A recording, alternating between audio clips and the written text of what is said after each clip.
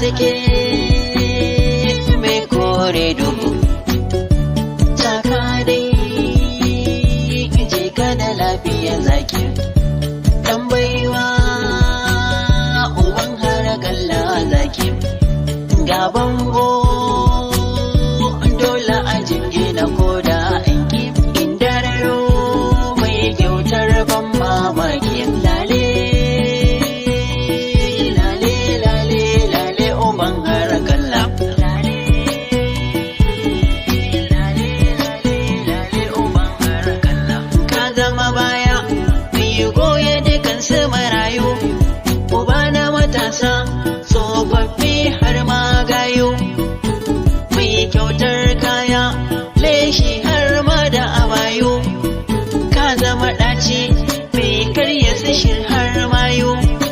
Ka zama dirka wanda Allah ne ya kafa ka. Ka kera magauta Allah shi ya yi maka rumfa.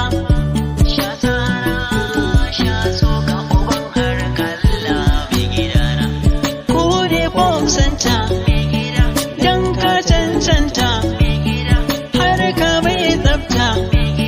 Sha zaman ka ka huta ga uban harkalla.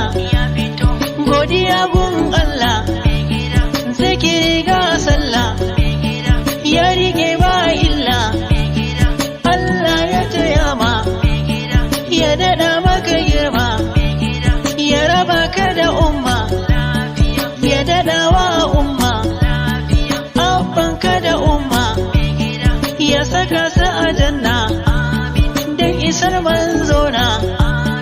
Gaskiya da amana umma su suka nuna aikin alkhairi ka rike ba sharri in kayo ba gori. Adam Shata ne